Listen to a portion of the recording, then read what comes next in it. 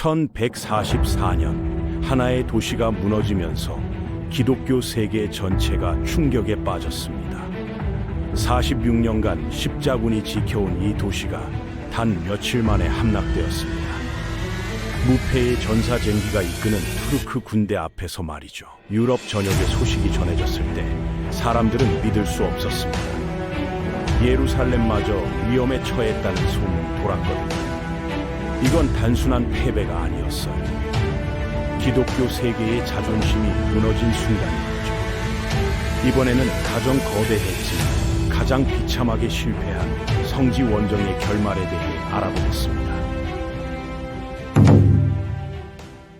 클레르보의 베르나르가 나섰습니다. 당시 가장 영향력 있는 성직자였던 그는 프랑스와 독일 전역을 돌며 설교했어요. 하나님께서 여러분에게 기회를 주십니다 라고 외쳤죠. 그의 말은 강력했습니다. 프랑스의 루이 7세와 독일의 콜라트 3세 두 왕이 십자가를 들었어요. 반세기 만에 처음으로 유럽의 왕들이 직접 군대를 이끌고 성지로 향하게 된 겁니다. 하지만 이번 십자군은 성지만을 목표로 하지 않았어요. 포르투갈에서는 무어인들과 싸웠고 독일 국경에서는 이교도 슬라브족을 상대했죠. 오늘은 중세 최초의 진정한 대륙 십자군 운동, 제2차 십자군 전쟁에 대한 이야기입니다. 세계의 전선에서 동시에 벌어진 이 거대한 전쟁이 어떻게 전개되었고 왜 성지에서는 참담한 실패로 끝났는지 살펴보겠습니다. 포르투갈의 알폰소 1세는 기회를 놓치지 않았습니다. 십자군의 열기가 유럽을 휩쓸자 그는 자신의 왕국을 확장할 절호의 찬스라고 판단했죠. 1147년 봄, 북해에서 출발한 십자군 함대가 포르투갈 해안에 도착했어요. 164척의 배에 13,000명의 병력이었습니다. 영국, 플랑드르, 독일에서 온 사람들이었죠. 원래 목적지는 성지였지만 포르투 항구에서 그들은 페드로 주교를 만났습니다. 주교의 제안은 솔직했어요. 리스본을 함께 정복합시다. 전리품은 나눠 가지고 무역 특권도 드리겠습니다. 십자군 함대 내부에서 논쟁이 벌어졌어요. 일부는 성지로 가야 한다고 주장했지만 많은 이들이 알폰소 왕의 제안에 마음이 끌렸죠. 글렌빌의 합의가 결정적인 연설을 했습니다. 이것도 거룩한 전쟁입니다. 게다가 리스본의 부는 상상을 초월합니다. 결국 함대는 알폰소와 손을 잡기로 했어요. 리스본 포위전은 1147년 7월 1일에 시작되었습니다. 알폰소의 군대가 육지에서, 십자군 함대가 바다에서 도시를 조였어요. 처음 6주 동안은 진전이 없었죠. 무슬림 수비대의 저항이 생각보다 완강했거든요. 투석기가 성벽을 두드렸고 공병들이 터널을 팠습니다. 십자군은 점점 지쳐갔어요. 하지만 기독교군이 가로챈 편지 한 통이 상황을 바꿨습니다. 리스본 총독이 다른 무슬림 통치자들에게 보낸 긴급 구원 요청이었죠. 편지에는 도시 내부의 절망적인 상황이 적나라하게 드러나 있었어요. 이 소식에 십자군의 사기가 올랐습니다. 공격은 더욱 맹렬해졌고 마침내 거대한 공성탑이 완성되었어요. 독일군과 플랑드르군은 성벽 아래로 터널을 파고 들어갔죠. 10월 성벽의 큰 부분이 무너졌습니다. 더 이상 버틸 수 없다고 판단한 무슬림 수비대는 항복을 제안했어요. 10월 24일 기독교 군대가 개선 입성했습니다. 약탈이 뒤따랐지만 리스본은 이제 포르투갈의 것이 되었죠. 이 승리의 의미는 엄청났습니다. 1085년 톨레도 함락 이후 가장 중요한 발전이었거든요. 타구스강 전체가 기독교의 통제 아래 들어왔고 포르투갈 왕국의 국경은 극적으로 확장되었어요. 많은 십자군이 리스본에 정착했고 영국인 길버트가 도시의 주교로 선출되었습니다. 나머지는 1148년 2월 원래 목적지였던 성지로 출발했죠. 같은 시기 레온 카스티아의 알폰소 7세는 더 큰 목표를 노리고 있었습니다. 지중해의 거대한 항구 도시 알메리아였어요. 이 도시는 무슬림 세력의 중요한 거점이었고 해적들의 소굴로 악명 높았죠. 알폰소는 제노바와 손을 잡았습니다. 제노바인들은 함대와 병력을 제공하는 대가로 정복지의 3분의 1과 무역 특권을 약속받았어요. 1147년 여름 연합군이 알메리아 앞에 집결했습니다. 제노바 함대는 염숭 3척의 갤리선과 163척의 다른 배로 구성되어 있었어요. 바르셀로나의 라몬 베링거 백작도 군대를 이끌고 합류했죠. 아스토르가의 아르날도 주교가 설교했습니다. 이 전투에서 쓰러지는 자는 순교자입니다. 낙원의 문이 열려 있습니다. 병사들의 눈빛이 달라졌어요. 포위전이 시작되었고 알메리아는 버텼습니다. 하지만 구원군은 오지 않았어요. 알마라비드 왕조는 이미 쇠퇴하고 있었고 이베리아의 무슬림 세력은 분열되어 있었죠. 10월 17일 리스본 함락 일주일 전에 알메리아가 항복했습니다. 알폰소의 가장 위대한 승리였어요. 그는 자신을 스페인 전체의 황제라고 칭했고 이번만큼은 그 칭호가 어울렸죠. 승리는 계속되었습니다. 1148년 7월 라몬 베링거 백작이 토르토사를 공격했어요. 제노바 함대가 다시 지원했고 리스본에서 온 참전 용사들도 합류했죠. 12월 토르토사가 함락되었습니다. 1149년까지 라몬 베링거는 프라가, 라리다, 메키넨사까지 정복했어요. 엘시드가 용병으로 싸웠던 사라고사 타이파의 옛 땅 전체가 기독교의 손에 떨어진 겁니다. 이베리아에서 제2차 십자군은 압도적인 성공이었습니다. 리스본에서 토르토사까지 기독교 영토가 극적으로 확장되었어요. 알마라비드 제국은 사실상 붕괴했고 남부의 무슬림 도시들은 다시 독립적인 타이파 왕국으로 쪼개졌죠. 제2차 십자군이 알마라비드의 몰락을 앞당긴 겁니다. 하지만 다른 전선의 이야기는 달랐습니다. 독일 변경의 색슨 귀족들은 클레르보의 베르나르에게 또 다른 제안을 했어요. 우리가 엘베강 동쪽의 이교도들과 싸우는 것도 십자군으로 인정해 주십시오. 베르나르는 동의했고 교황도 승인했습니다. 그렇게 웬디시 십자군이 시작되었죠. 웬디시 십자군의 조건은 가혹했습니다. 베르나르는 개종하거나 죽음을 선택하라고 명령했어요. 이전 십자군과는 다른 훨씬 더 무자비한 조건이었죠. 이것이 북부 십자군 전쟁의 시작이었고 이후 2세기 동안 발트의 전역을 휩쓸 전쟁의 서막이었습니다. 1147년 여름 섹슨 군대와 덴마크 군대가 출정했습니다. 목표는 웬디시 왕자 니클로트의 영토였어요. 니클로트는 준비된 적이었습니다. 그는 선제 공격으로 독일 정착지를 습격했고 이는 십자군의 명분만 강화시켰죠. 대주교 아델베르트와 사자 헨리 공작이 도빈 요새를 포위했습니다. 하지만 니클로트는 만만한 상대가 아니었어요. 그의 슬라브 군대는 맹렬히 저항했고 호수와 습지로 둘러싸인 도빈은 공격하기 어려웠죠. 게다가 니클로트는 루비안 동맹군에게 바다에서 덴마크 함대를 공격하게 했습니다. 도빈 밖에서 덴마크 군대가 고립되었고 웬디시 군대의 셀리 공격을 받았어요. 덴마크의 두 왕 크누트 5세와 스벤 3세는 손실을 감당할 수 없다고 판단하고 철수했습니다. 섹슨 십자군은 계속했지만 결과는 실망스러웠어요. 결국 니클로트 왕자와 타협이 이루어졌죠. 웬디시는 세례를 받아들이고 덴마크 포로를 석방했습니다. 니클로트는 조공을 바치기로 동의했어요. 하지만 이 개종은 거짓이었습니다. 웬디시의 사원과 이교 제사는 그대로 유지되었고 노예 시장도 계속 운영되었죠.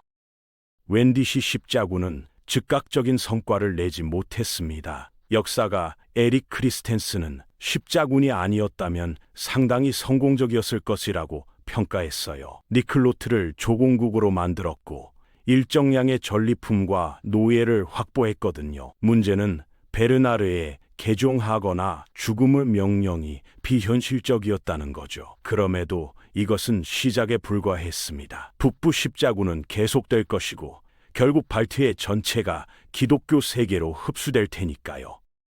진짜 재앙은 성지에서 벌어졌습니다. 콜라트 3세가 이끄는 독일 군대가 1147년 5월 출발했어요. 규모는 정확히 알 수 없지만 최소 10,000명에서 최대 20,000명으로 추정됩니다. 상당한 병력이었죠. 그들은 다뉴브 강을 따라 비잔틴 국경까지 진군했습니다. 비자틴 황제 마누엘 캄리니스는 걱정이 많았어요. 십자군이 자신의 제국을 공격하지 않을까 두려워했죠. 협정이 맺어졌습니다. 독일군은 문제를 일으키지 않고 마누엘은 보급품을 제공하기로 했어요. 하지만 트라키아에 도착하자 독일군의 규율이 무너지기 시작했습니다. 지역 주민과의 충돌이 잦아졌고 비잔틴은 경계를 늦추지 않았죠. 9월 독일군이 콘스탄티노플에 도착했을 때 도시는 완전한 군사 경계 태세였어요. 마누엘은 콜라트를 환대했지만 한 달간의 협상 끝에 독일군을 보스포러스 해협 건너편으로 서둘러 보냈습니다. 콜라트는 프랑스군을 기다려야 한다는 조언을 무시하고 진군했어요. 돌이켜보면 그건 치명적인 실수였죠. 독일군은 두 부대로 나뉘었습니다. 콜라트의 이복형 오토가 이끄는 부대는 해안 도로를, 콜라트의 주력군은 내륙을 통해 남동쪽으로 향했어요. 10일간의 행군이었는데 식량이 부족했고 터키 기마 궁수들의 괴롭힘이 계속되었죠. 독일군은 제1차 십자군처럼 단결력이 없었고 셀주크의 전술에 적응하지 못했습니다. 10월 25일 도리람 근처에서 재앙이 벌어졌어요. 룸 술탄이 직접 이끄는 대규모 셀주크 군대가 독일군을 매복했죠. 처음에 투르크의 선봉대가 나타나 후퇴하는 척했습니다. 독일 중기병이 추격에 나섰고 보병을 남겨둔 채 앞으로 달렸어요. 그때 훨씬 더 많은 투르크군이 나타났습니다. 함정이었죠. 독일 기병대는 괴멸되었고 보병대는 승리한 투르크군에게 무참히 공격당했어요. 타이어의 윌리엄은 이렇게 기록했습니다. 우리 군대는 사방에서 포위되어 끊임없이 화살 세례를 받았습니다. 반격할 기회도 근접전을 벌일 기회도 없었습니다. 투르크군은 잡을 수 없었죠. 콜라트 자신도 머리에 화살을 맞았어요. 산산이 조각난 독일군 잔당은 12월 초 니케아로 절뚝거리며 돌아왔습니다. 많은 생존자가 즉시 서방으로 돌아가는 배에 올랐어요. 독일 십자군은 성지에 도착하기도 전에 사실상 존재하지 않게 되었죠. 콜라트는 자신의 리더십 실패를 깊이 후회했습니다. 프랑스의 루이 7세는 니케아에서 패배한 독일군을 만났어요. 불길한 징조였죠. 루이와 콜라트는 중부 아나톨리아를 다시 건너지 않기로 합의했습니다. 대신 에게해와 지중해 연안을 따라 행군하기로 했어요. 하지만 비잔틴 영토라고 해서 안전한 건 아니었습니다. 주민들의 지원은 거의 없었고 식량 부족은 심각했죠. 콜라트는 중병에 걸려 콘스탄티노플로 돌아갔습니다. 이번엔 마누엘이 그를 극진히 환대했어요. 비잔틴 독일 동맹이 재건되었고 프랑스군은 홀로 남겨졌죠. 루이의 군대는 에베소를 거쳐 메안더 계곡으로 진군했습니다. 200마일 이상의 험준한 지형이었어요. 1148년 2월 2일 메안더 강에서 첫 번째 주요 교전이 벌어졌습니다. 술탄 마수드가 함정을 설치했지만 이번엔 프랑스군이 달랐어요. 프랑크 기사단은 투르크군이 후퇴하기 전에 근접전을 벌였고 상당한 손실을 입혔죠. 승리였습니다. 프랑스군의 사기가 올랐고 전리품과 보급품을 확보했어요. 하지만 진짜 시련은 이제부터였습니다. 2월 8일 카드무스 산을 넘는 동안 재앙이 벌어졌어요. 선봉대를 이끌던 론송의 조프리가 명령을 무시하고 계속 전진했습니다. 후위대는 고개 기슭에 멈췄고 짐 행렬은 거의 무방비 상태로 산길에 늘어섰죠. 마수드는 이 기회를 놓치지 않았습니다. 투르크군이 짐 행렬을 공격했고 공황이 퍼졌어요. 루이 왕은 왕실 경비대와 함께 돌진했지만 가파른 지형에서 기병대는 효과적으로 작전할 수 없었습니다. 치열한 전투가 벌어졌고 왕의 경비대 대부분이 전사했죠. 루이 자신도 거의 포로가 될 뻔했어요. 그는 나무 뿌리를 잡고 바위를 올라가며 적을 막았습니다. 갑옷이 그를 화살로부터 보호했고 밤의 어둠 속에서 가까스로 탈출했죠. 카드무스 산 전투는 프랑스군에게 심각한 패배였습니다. 하지만 독일군과 달리 그들은 살아남았어요. 루이는 기사단에게 군대 지휘권을 맡겼고 50명씩 부대로 나눠 조직을 재편했습니다. 이 새로운 배치는 효과적이었지만 군대는 이미 심하게 약화된 상태였죠. 1월 20일 아델리아에 도착했을 때 그들은 배고프고 지쳐 있었습니다. 그리고 최악의 소식을 들었어요. 비잔틴 함대는 왕과 귀족들만 수송할 수 있었죠. 루이는 처음엔 거부했지만 귀족들이 설득했습니다. 왕은 군대의 정예병과 함께 서둘러 성지로 가야 합니다. 부끄럽게도 루이는 동의했어요. 보병과 비전투원 대부분이 남겨졌습니다. 그들 중 얼마나 많은 이가 안티오크에 도착했는지는 알 수 없어요. 일부는 아델리아에 남았고 일부는 비잔틴 수비대에서 복무했죠. 심지어 어떤 이들은 술탄 군대에 합류하기도 했습니다. 육로로 진군을 시도한 이들은 대부분 투르크 기병의 화살에 쓰러졌어요. 3월 19일 루이와 엘레오노르는 마침내 안티오크에 도착했습니다. 안티오크의 레이몬드 왕자가 환영했지만 곧 긴장이 시작되었어요. 레이몬드는 알레포 원정을 제안했지만 루이는 거절했죠. 그는 예루살렘으로 가서 군대를 재건해야 했습니다. 엘레오노르는 삼촌 레이몬드를 지지했고 루이와 크게 다퉜어요. 그녀는 심지어 결혼 취소를 언급했죠. 루이는 여왕을 가택연금하고 예루살렘으로 떠났습니다. 예루살렘에는 희망이 있었습니다. 콜라트가 병에서 회복되어 도착했고 프로바스와 리스본에서 온 신병들도 합류했어요. 1148년 봄 성지에 모인 서방 군대는 제1차 십자군 이후 가장 큰 규모였죠. 하지만 여전히 작은 군대였고 약 13,000명 정도로 추정됩니다. 6월 24일 전쟁회의가 열렸습니다. 루이, 콘라트, 예루살렘의 볼드윈 3세와 멜리산 여왕이 참석했어요. 목표는 다마스쿠스로 결정되었습니다. 다마스쿠스의 에미르 우나르는 최근 노르아딘과 동맹을 맺었거든요. 다마스쿠스를 정복하면 남부 시리아에서 프랑크의 세력이 공고해질 거라고 판단했죠. 다마스쿠스의 우나르는 준비되어 있었습니다. 그는 지역 부족을 소집하고 물 공급을 차단했어요. 가장 중요하게는 젠기드 통치자들 사이프 아딘과 노르 아딘의 지원을 확보했죠. 10월 중순 십자군이 도시 서쪽의 과수원에서 공격을 시작했습니다. 처음엔 순조로웠어요. 콜라트가 이끄는 독일 기사들이 바라다 강을 확보했죠. 하지만 이틀간의 공격 후에도 도시는 함락되지 않았습니다. 그리고 소식이 전해졌어요. 노르 아딘과 사이프 아딘이 대규모 구원군을 이끌고 접근하고 있다는 거였죠. 십자군은 전멸의 위험에 직면했습니다. 10월 28일 새벽, 그들은 질서 있게 철수했어요. 다마스쿠스 포위전은 완전한 실패였습니다. 아무것도 얻지 못했죠. 콜라트는 9월에, 루이는 1149년 부활절에 서방으로 돌아갔어요. 루이는 귀국길에 비잔틴 함대에 의해 거의 체포될 뻔했습니다. 마누엘에 대한 불신은 깊어졌고 루이는 시칠리아의 로저 왕과 비잔틴을 겨냥한 새로운 십자군을 논의할까지 했어요. 제2차 십자군은 성지에서 참담하게 실패했습니다. 클레르보의 베르나르는 특히 비판받았지만 그는 죄와 신의 심판을 강조하며 방어했어요. 나는 사람들이 하나님보다 우리를 향해 불평하는 것을 선호합니다. 라고 그는 썼죠. 프리징의 오토는 군대의 재앙이 너무 컸고 참여한 사람들은 오늘날까지도 눈물을 흘립니다. 라고 기록했습니다.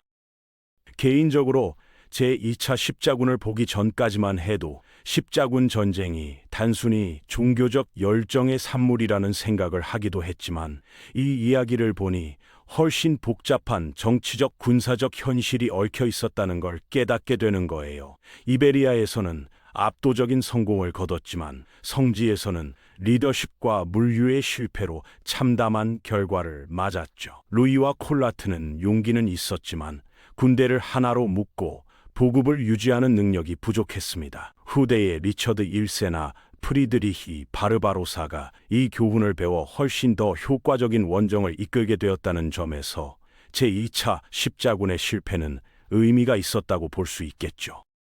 오늘은 세계의 전선에서 벌어진 제2차 십자군 전쟁에 대한 이야기였습니다.